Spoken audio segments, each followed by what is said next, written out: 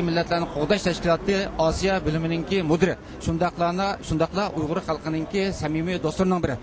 Dunyo Xatirasizlik Milletler'in Qo'g'dash Tashkiloti 15 yildan ortiq vaqtdan buyon Uyg'ur tashkilotlari bilan bo'libmi Germaniyadagi Uyg'ur tashkilotlari bilan nihoyat yaqin hamkorlik, do'stlik munosabati davomlashtirib kelyapti. Shunga men bu fursatdan foydalanib turib, Ulrich Tillus apandini ziyorat qildim. Ulrich Tillus apandi ziyoratimizni qabul qilganligingiz uchun sizga rahmat aytaman. Shundaqli bugun namoyish sizni ko'rdim. Shundaqli bir Uyg'ur universitetim bilan nihoyat suyundim. Apandim bu Xitoy hukumati bu olimpik mash'alni Sharq Turkiston akirish vaqtini tuyuqsiz o'zgartib qarorini bir hafta oldinga surib, bugunga o'zgartirdi. Siz bu olimpik mash'alning Sharq Turkistonga kirishiga qanday qaraysiz? O'zingiz shaxsan qanday baho berasiz?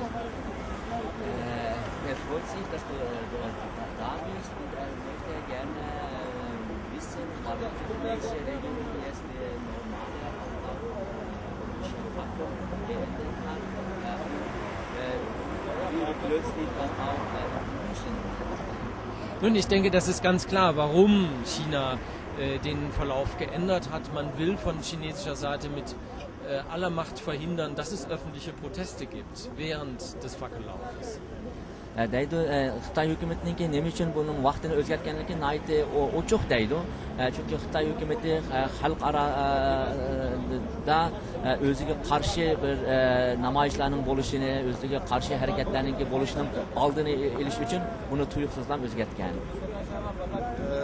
Efendim siz bu şahsen özünüz bu Uygurlarla 15 yıldan bu yana hamkarlaşıp kelayotgan Uygur teşkilatlarıyla hamkarlaşıp kelayotgan bir so'zingizdan özünüz şahsen bu Uygurlarniki navbatga kişilik huquq vaziyatiga, ya'ni Sharq Turkistonninki umumiy vaziyatiga, shundaqli Xitoy hukumatining Sharq Turkistonga yurgizayotgan siyosatiga o'zingiz shaxsan qanday baholaysiz?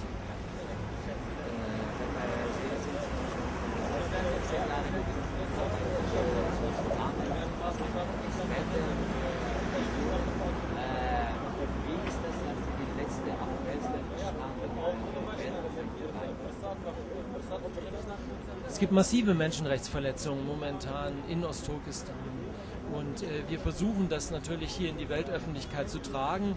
Ich denke, es wird auch immer bekannter.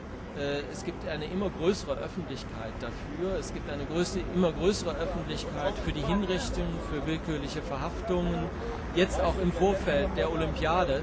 Und ich denke, das ist eine Chance eben auch, diese Olympiade für die Uiguren, um ihre Sache weltweit bekannter zu machen.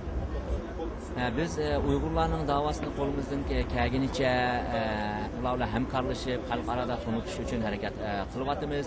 Burunga qaraganda oxirgi yillarda Uyg'ur davosi nihoyatda cho'ng bosqichlarni besib o'tdi.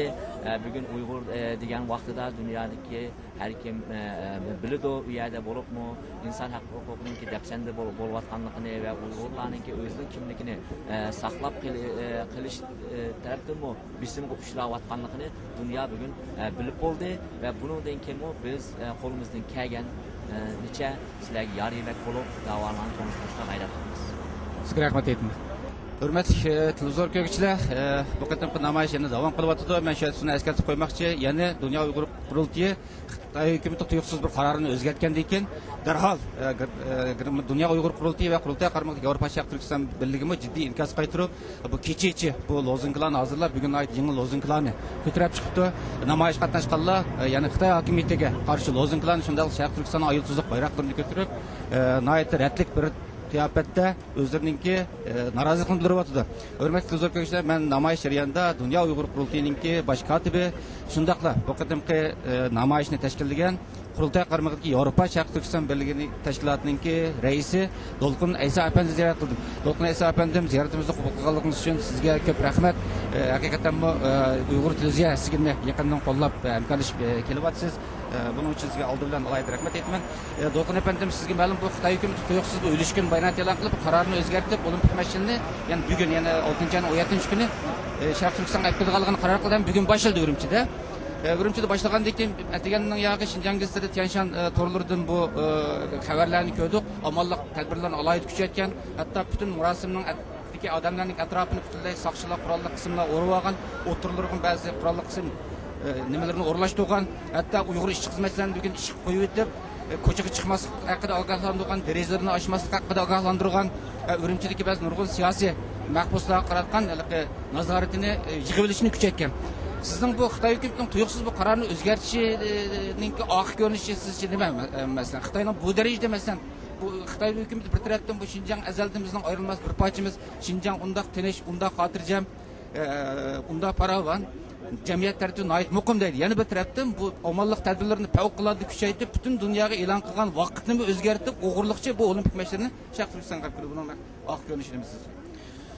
Siz deb o'tganingizda Xitoy hukumati aslida bu olimpik mash'alni Sharq Turkistondan 6-oyning 25-kunisi yetib kelib 27-kunisi olib chiqib ketmoqchi. Bu xabarni anglagandan keyin biz dunyo qurultiyi jiddiy chaqiriq e'lon qilib, dunyoning hamma yerida 25-isla şu imkanimiz bo'lgan davlatlarning hammasida tinchlik shakllari bilan bu olimpik mash'alning Sharqiy Turkistondan o'tishiga norozilik bildirish uchun dunyo chapdan bir tayyorlik qilayotgan to'q. Chunki bundaq bir tinchlikning, barobarlikning, qarindoshlikning simgisi bo'lgan olimpik mash'alining xalqi hur bo'lmagan, erkin bo'lmagan, mustamlik ostida yashayotgan bir tuproqdan o'tishning olimpikning ro'yiga uyg'un bo'lmaganligini biz dunyoga bildirish va uni noroziligimizni bildirish maqsadida bilan bundaq bir safarbarlik boshlatgan. Xitoy hukumati degandek o'g'irlikcha bu tarixni o'zgartirdi. Yakshanba kuni tushdan keyin rasmiy buni e'lon qildi. Xitoyning bundaq o'zgartirishga sababning biri balkim dunyoning hamma tarafida Sharq Turkiston tashkilotlarining dunyo qurultiyining chaqirig'i bilan kuchli bir norozilikqa duch kelganligidan ansirab bu qarorni o'zgartirishda buning buyuk bir roli bo'lgan bo'lishi mumkin. Uningdan boshqa Sharq Turkistonning o'zini Xitoy siz deb o'tgandek tinch, ittifoq, bexatar Sharq Uyg'ur xalqi, Xinjiang xalqi, ya'ni Xitoyning tili bilan aytgan chog'ingizda bu olimpik mash'alani himoya qiladi, millatlar ittifoqligini himoya qiladi degan sabsiyatni taqib yurgan bo'lsa-mu, ammo ko'nglida buning undaq bo'lmaganligi uchun bundaq olimpik mash'ala Sharq Turkistondan o'tgan vaqtda shu belgilangan tarix bo'yicha balkim Sharq Turkistonda tuyuqsiz bir voqealarning bizning chet elda olib borgan faoliyatlarimizga parallelda Sharq Turkiston tuyuqsiz bu voqealarning ko'ngilsizliklarning yuz berib Xitoyning obro'yining yana bir qatim dunyoga davatgan aldamchi siyosatlarning yana bir qatim to'g'ri bo'lmaganligining oshkorlanib qilishidan ansirgan bo'lishi mumkin deb o'ylayman. Yana undan boshqa qanday sabab borligini tam deyolmaymiz. Eng ish bo'lmaganda bu ikki xil sabab bilan roli buyuk bo'lishi mumkin Xitoyning bu qarorni o'zgartirishida. Shuning uchun Xitoy mana hozirmi 2 kundan buyon Urumchida, Qashqarda butun uylarning derizlarini taqab, hatto derizadan sirt qarashni cheklagan bir vaziyatda insonlarni ruxsati bo'lmagan insonlarni sirtga chiqishini cheklayotibdi. Gumonliq insonlarning hammasi tutib akirib solab qo'yibdi. Demak, bulardan Xitoy hukumatining o'zining bundaq bir olimpik mash'alining Sharqiy Turkistondan o'tishga Uyg'ur xalqining, Sharq Turkistonning xalqiningki rozi bo'lmaganligini, qarshi bo'lganligini Xitoy hukumati noyat ko'ngli yaxshi bildi, ammo tashviqotda buni boshqa yangi tashviq qildi. O'g'rining yuragi pok degandak. Do'lqin apandim atigan men bu Xinjiang gazetasidan Tianshan To'rdan bu ichilish murosimi haqida xabarlarni o'qidim. Bu Nurbakir ichilish murosimida qilgan so'zda bu dunyo tinchligininki, taraqqiyotninki, do'stlikninki simvoli bo'lgan olimpik ro'yiningki urg'ini butun Xinjiangga chochimiz, yoyimiz degan bir so'zni qildi. Siz bu Nurbakirning bu so'ziga o'zingiz bir qo'chaqlaysizmi, bu so'ziga qanday qaraysiz? Sözü nayt tatlıq nayt yaxşı eğer hakikaten aşındaq tinchlikning, ittifoqlikning ro'yini chachalgan bo'lsa yaxshi bo'ladi, ammo Xitoy hukumati bu tinchlikni, ittifoqlikning ro'yini qurol kuchi bilan bostirish bilan, o'lim jazosi bilan xalqimizning tinchlik bilan demokratiya, kishilik huquq, erkinlik, mustaqillik uchun yaparayotgan faoliyatlarini qonliq bostirish bilan bu urug'ni chachanmaydi. Balki teximiz ziddiyatni Xitoy hukumati, kommunist hokimiyatiga bo'lgan teximi qattiq qarshilik urug'ini chechishdan boshqa nimaga yaramaydi deb o'ylayman. Do'lqin apandim, masalan bu Şu yakınki bir qancha oy ishida bo'lib keyingi oylarda bunoyta har haftadagidek asosan bu Xitoyninki olimpik nimasiga qarshi namoyishlar o'tkazilyapti Germaniyada. Mesela bugün ish kuni namoyish 11da boshlanibdi, ish kuni Germaniyaga nurg'un qarindoshlarimiz ishlaydi. Shunda bo'lsa-mu, sizlar bugungi namoyishni oid ratlik organizatsiya tashkillasizlar ham nurg'un qarindoshlar Ataydan vaqtini chiqarib bu yerga bu bir kunning ichida qanday bu darajada tez tayyorlikni qanday qilib qo'llanganlar mesela? Şunday tuyuqsiz oldu ama şunday tuyuqsiz bo'lishga qaramay tönegin keçidin yaqi lozunkalarni dostlarımızdan Allah razı olsun keçici uxlamaydigandek bu lozunkalarni tayyorladik, tashviqot varaqlarini besib taqatdik, tayyorlab chiqdik. Demak bir kun vaqtimiz ichida bu narsalarni o'rlashtirdik. Chunki bu yerdagi yurtdoshlarimiz, butun Uyg'ur xalqi, bu Germaniyadagi butun do'stlarimiz bu olimpik mash'alning Sharq Turkistondan o'tishiga shaxsiy o'zining qattiq bir noroziligining bo'lganligi, buning qarshi bo'lganligi uchun her qancha bir yerde Germaniyada iş tüzüm intayin çiң şunda bolsunmu her xil amallar bilen ruhsatını elip hatta bazıları ruhsatsız halda muşunga avaz qo'shib mush bizning chaqirig'imizga avaz qo'shib keldi. Onun için bugün mush namoyish qatnashgan qisqa vaqtning ichida bo'lgan bo'lsinmi mush vaqtning ichida bizni avaz qo'shib mush qatnashgan bütün do'stlarga buni qo'llagan bütün yurtdoshlarimizga alayda rahmat aytaman. Do'qon efendim bu sizlarninki bu olimpik qarshi hareketinglar dünya miqyosida qanday tedirayotgan. Bu masalan bugun Urumchida begina Sharq Turkiston elib kirildi. 19-yilda Sharq Turkistondan chiqdi. Yana 17-yildan 19-yilda davom qiladi. Sizlarninki bu olimpik qarshi bu hareketinglarning programmasi bu Sharq Turkistonda olimpik mashru aylangandan keyin bir suzilish bo'lamdi yoki bu toki 8-kungacha izchil turib davom qilamdi?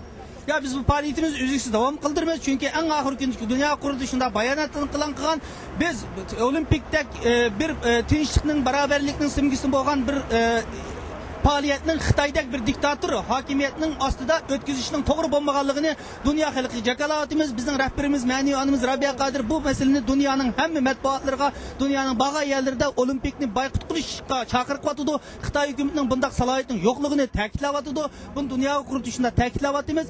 Gerçi biz maqsadımız yetemmisakmi yanılı olimpik hareketi Xitay'da ötküzülsünmü bununla dünyada boykot qilish için keng bir seferberlik qo'zg'asamizakmi ama hiç bo'lmasa Uyg'ur xalqining bu arzu armanlarını bizning arzuyimizning shundoq bo'lganligini bildirishimiz kerak. Bunu biz en ahirgi munqishcha davomlashtiramiz. Uzluksiz. Rahmat sizga. Rahmat sizga. Hurmatli televizor ko'ruvchilar, bu qatimqi namoyish Germaniya vaqti soat 11da boshlanib, soat 1gacha davom qilmoqchi. Namoyish vaqtiga yana ozroq qoldi. Hozir shu tatning o'zida Myunxen shahrida biroz simsim yomg'ir yog'yapti.